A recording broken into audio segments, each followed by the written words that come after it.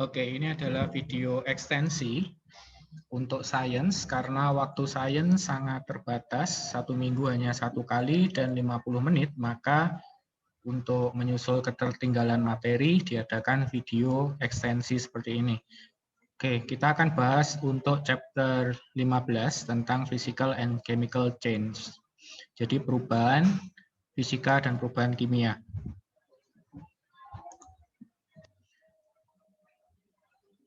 Physical change atau perubahan fisika. Only change in appearance. Jadi hanya terjadi perubahan pada wujudnya atau penampilannya saja, pada teksturnya, pada shape-nya atau bentuk ukurannya, dan juga size-nya dari suatu material. Itu ciri-ciri yang pertama. Jadi perubahannya hanya pada penampilannya saja. Nah, ciri yang kedua itu no new materials are formed. Jadi tidak terbentuk zat baru. Contohnya di sini adalah floating balloon. Jadi meniup balon sehingga menjadi lebih besar dari yang dulunya kecil kemudian lebih besar. Ini dia tidak terbentuk zat baru sehingga di sini digolongkan dia sebagai physical change atau perubahan fisika. Kemudian memecahkan gelas. Gelas yang pecah menjadi bentuk kepingan-kepingan kaca itu juga merupakan perubahan fisika karena tidak ada zat baru yang terbentuk dan hanya tampilannya saja yang berubah. Jadi sebelumnya bentuknya gelas, sekarang bentuknya bentuk pecahan-pecahan kaca seperti itu. Kemudian contoh yang ketiga cutting clothes atau memotong kain, memotong pakaian itu juga hanya berubah wujudnya, tidak terbentuk material baru atau tidak terbentuk bahan baru. Molding clay juga sama, dia membentuknya dari bisa tanah liat gitu ya, dibentuk sesuatu tapi tidak ada zat baru yang terbentuk dari situ. Jadi tetap clay, tapi wujudnya beda-beda gitu. Misalkan dibuat gelas, dibuat piring, dibuat sendok gitu ya bentuknya. Tapi tetap bahannya adalah clay, tidak terjadi bahan baru. Tuh. Yang kelima, melting butter. Ini jadi mentega yang meleleh atau bisa juga es yang meleleh itu juga masih digolongkan kepada physical change. Karena misalkan es yang meleleh ya, itu tetap dalam struktur kimianya adalah H2O. H2O ketika es pun dia tetap H2O. Ketika mencair pun dia tetap H2O. Ketika menguap pun menjadi uap air, dia tetap H2O. Maka tidak terbentuk materi yang baru atau bahan yang baru, tetapi hanya wujudnya saja yang berubah. Dari wujud es menjadi wujud air, kemudian menjadi wujud uap air. Tetapi tetap pada material yang sama, yaitu H2O itu tadi. Demikian juga dengan melting butter ya. Nah, untuk chemical change, ini ciri-cirinya yang pertama adalah involve a chemical reaction. Jadi melibatkan reaksi kimia tertentu. Yang kedua, new material are formed and can change back to their original forms. Jadi akan terbentuk bahan yang baru atau zat yang baru dan tidak dapat kembali lagi ke bentuk semulanya, bentuk materi semula ya. Yang pertama contohnya baking cake. Jadi memasak kue dari adonan kemudian menjadi kue itu dia akan mengalami perubahan struktur kimianya. Itu nggak bisa dari cake kemudian dijadikan lagi ke dalam bentuk adonan atau dalam bentuk tepung seperti itu nggak bisa. Kemudian yang kedua rusting of metals atau besi logam yang berkarat. Nah itu nggak bisa dari yang sudah berkarat itu tiba-tiba jadi kinclong lagi nggak bisa. Nah kalau dihilangkan karatnya bisa. Dihilangkan karatnya itu berarti kan ada bagian-bagian dari metalnya yang hilang, ikut hilang. Gitu. Tapi artinya itu seperti memotong ya, memotong bagian metalnya cuma secara tipis gitu. Yang ketiga, burnings of material, membakar material. Contohnya misalnya kayu yang dibakar. Kayu yang dibakar itu nanti dia akan berubah menjadi arang atau bentuknya susunan kimianya menjadi CO2. Gitu ya. Dan karbon. Jadi ada dari pembakaran itu ada karbon dioksida hasil pembakarannya. Kemudian arangnya itu sendiri adalah karbon. Gitu. Jadi ada pembentukan zat baru.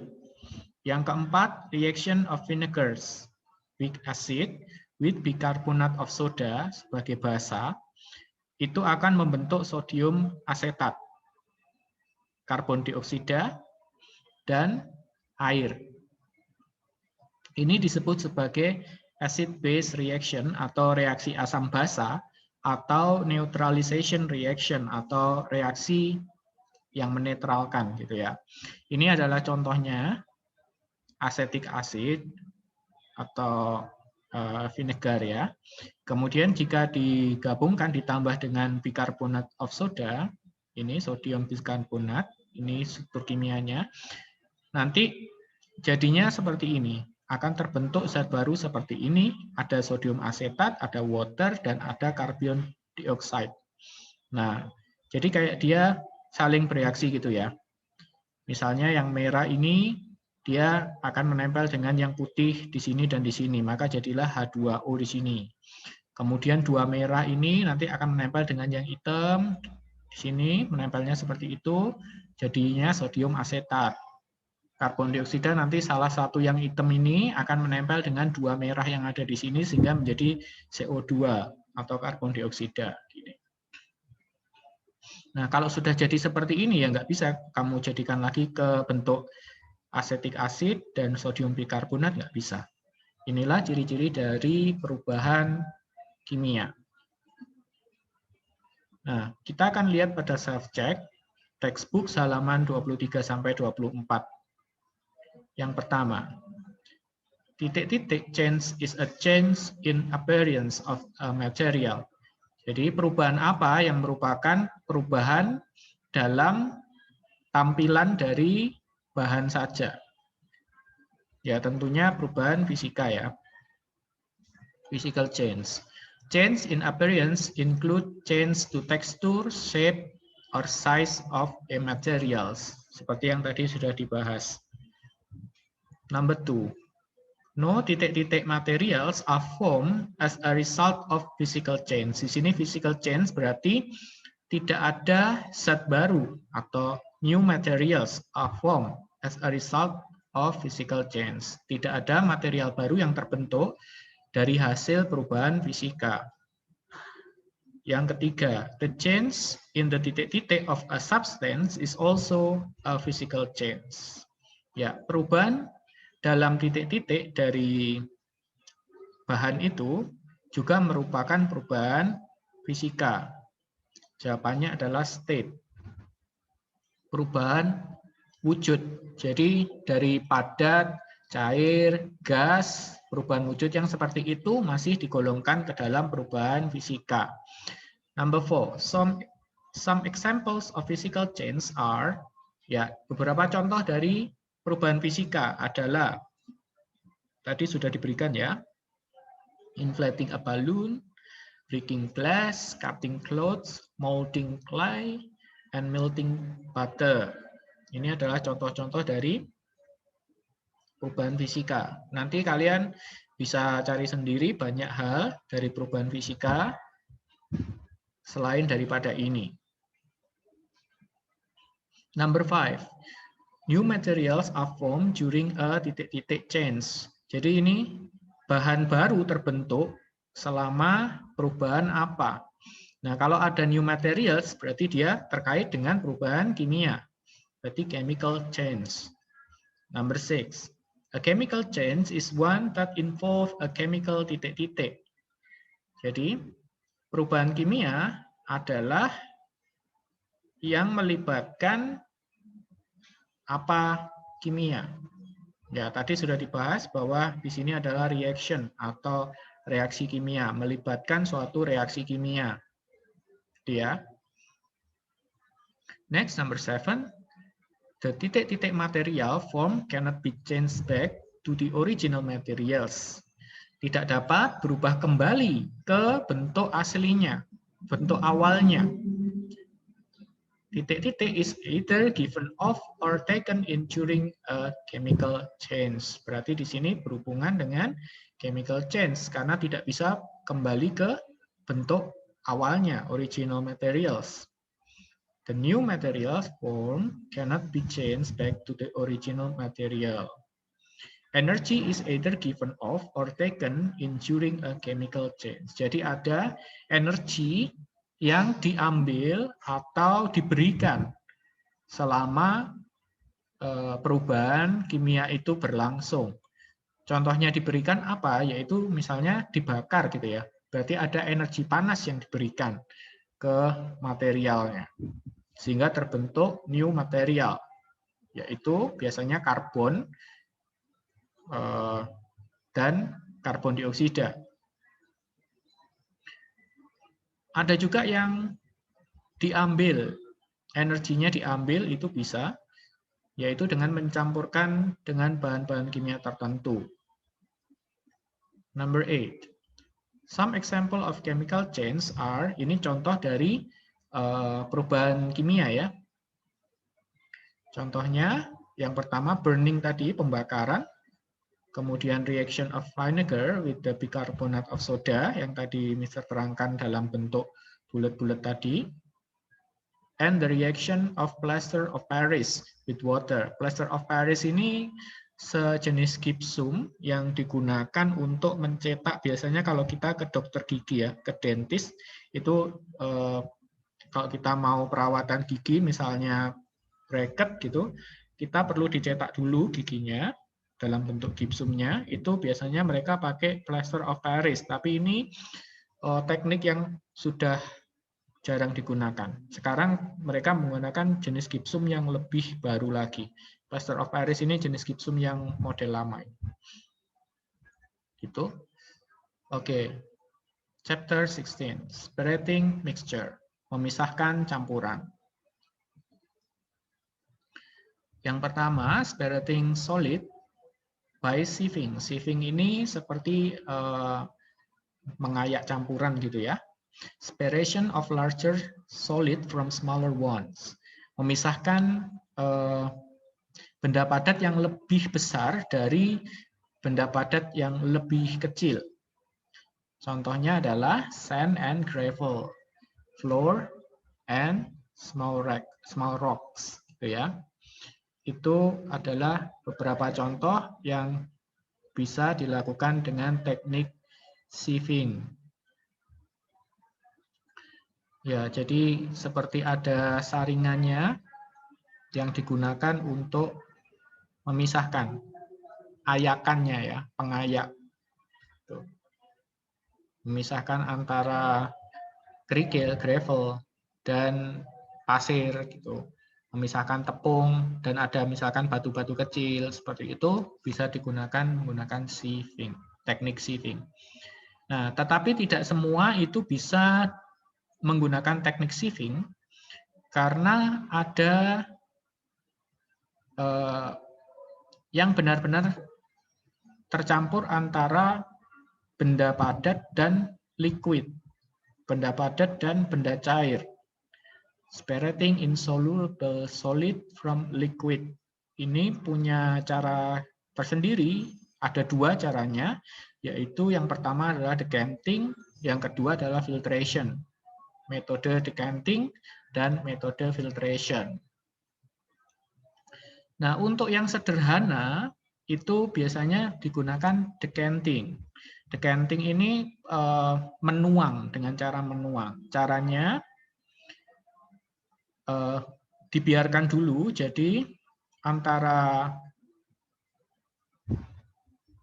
benda padat yang tidak larut itu, misalnya pasir gitu ya, pasir dicampur dengan air, kemudian diaduk gitu. Nah, itu dibiarkan dulu sampai nanti pasirnya mengendap di bawah. Sampai pasirnya mengendap di bawah wadah, kemudian pelan-pelan bagian atas air yang sudah jernih itu dituangkan ke wadah lain. Ya, tentunya harus pelan-pelan dan hati-hati ya menuangkannya. Ini adalah teknik decanting, pemisahan dari benda padat yang tidak larut yang ada di dalam air. Kemudian untuk beberapa itu nggak bisa dengan cara decanting karena benda padatnya sangat kecil sekali, sehingga dia susah untuk mengendap di bawah. Nah, ini digunakan cara yang kedua, yaitu dengan cara filtration atau penyaringan. Ini adalah proses memisahkan benda padat tak terlarut yang kecil dari zat cair menggunakan material atau bahan semi-permeable. Semi-permeable ini dia bisa mengalirkan hanya beberapa jenis saja zat cairnya ya. Jadi nanti untuk solids, meskipun dia kecil, dia tidak bisa melalui bahan ini. Contohnya ya kertas penyaring ya, filter paper ini. Nanti ketika disaring itu ada solid atau zat padat yang tertinggal di saringannya itu, di filternya itu yang disebut sebagai residu atau residu dalam bahasa Indonesia. Oke. Next. Recovering dissolved solids. For a solution, solution ini adalah larutan. Larutan jadi misalkan campuran antara garam atau gula dengan air gitu ya. Itu kan sudah mencampur tuh. Nah, itu tidak dapat dilakukan dengan cara decanting atau filtration tadi. Nah, kita kalau seperti ini kita menggunakannya dengan metode evaporation atau metode penguapan. Evaporasi. Contohnya, for spirit salt and water in seawater, jadi untuk memisahkan antara garam dan air pada air laut, we increase the temperature to make weekly evaporation. Kita menggunakan meningkatkan suhunya untuk membuat penguapan itu semakin cepat. Biasanya kalau ditaruh di suhu ruang pun bisa, akhirnya dia akan menguap tapi cukup lama. Sehingga kita lebih baik di sini misalkan mau secara cepat gitu ya, kita meningkatkan suhunya dengan cara misalkan menempatkan pada suatu wadah, terus kemudian kita bakar gitu ya, kita masak gitu. Then the salt and other substance may be removed from seawater. Jadi nanti airnya itu akan menguap dan saltnya atau garamnya itu tetap akan tertinggal di bagian bawah wadahnya. Seperti itu. Nah, penguapan ini nanti biasanya ada tempat penampungannya gitu, sehingga nanti bisa terpisahkan antara garam dan air. Tapi kalau cuma kepengen ambil garamnya aja, ya cukup evaporation aja, nggak perlu kita sediakan wadah untuk penampungan airnya. Contohnya adalah pengolahan air laut yang mau dijadikan garam. Tapi kalau kita mau membuat dua pemisahan itu antara garam dan air pada air laut, jadi ada dua hasil gitu ya, ada garam yang murni dan kemudian ada air yang tawar, maka proses ini disebut sebagai proses desalination atau desalinasi. Tuh. Kalau cuma mau saltnya aja, cukup evaporation. Gitu ya. Oke, selanjutnya adalah self-check. Di halaman 31 sampai 32. To separate a mixture. Untuk memisahkan campuran. We need to know what substance the mixture is made up of and the titik-titik of the substance.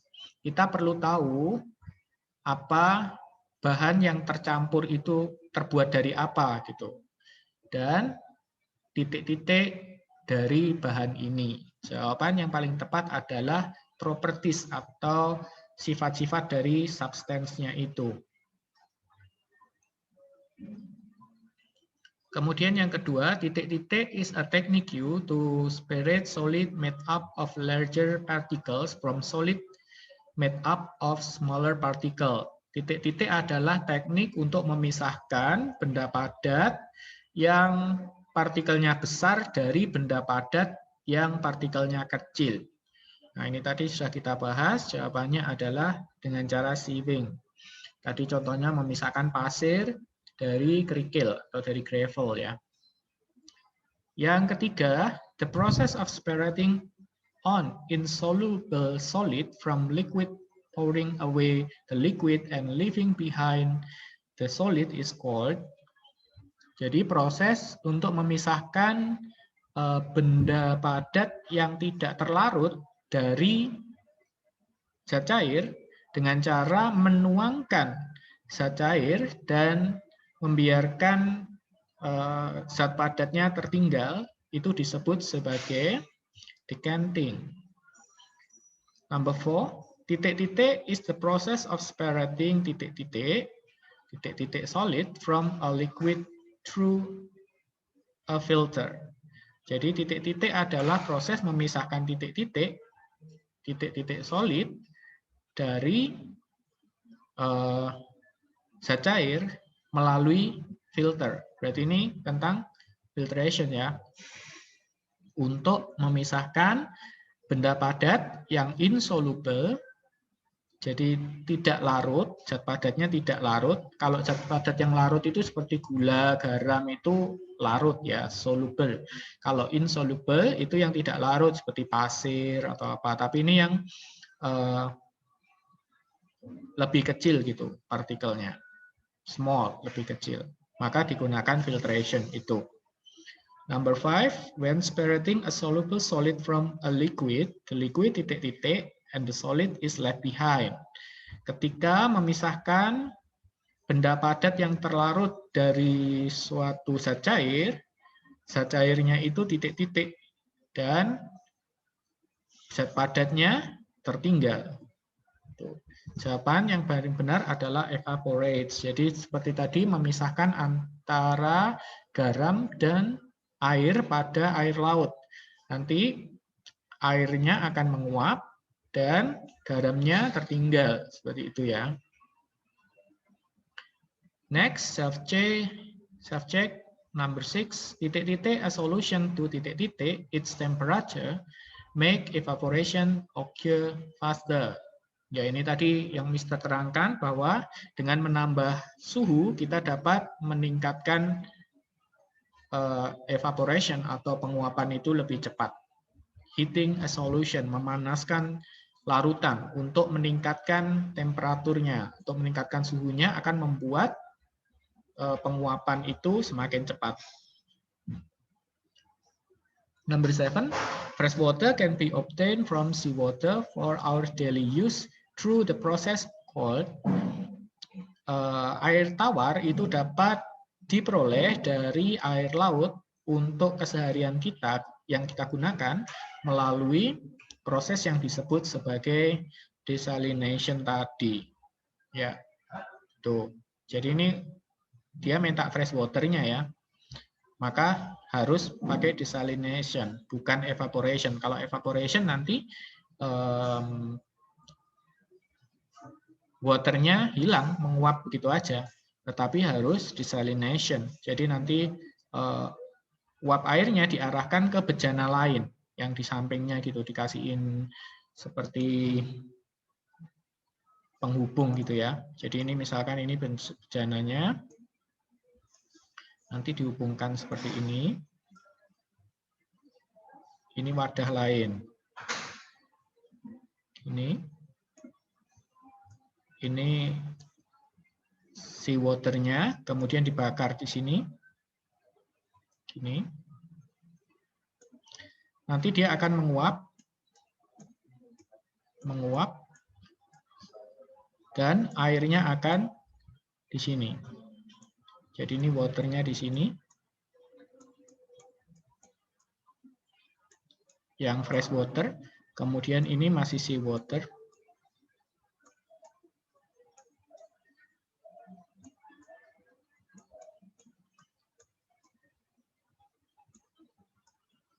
nanti saltnya di bawah sini. Ini saltnya. Ya, ini fresh water ya. Ini adalah proses desalination. Seperti ini. Oke, next. Untuk tugas pertama, assignment 1, nanti kalian kerjakan activity books 14.3, halaman 8 sampai 9, nomor 1 dan 2 saja. Ini akan digunakan sebagai tugas pertama.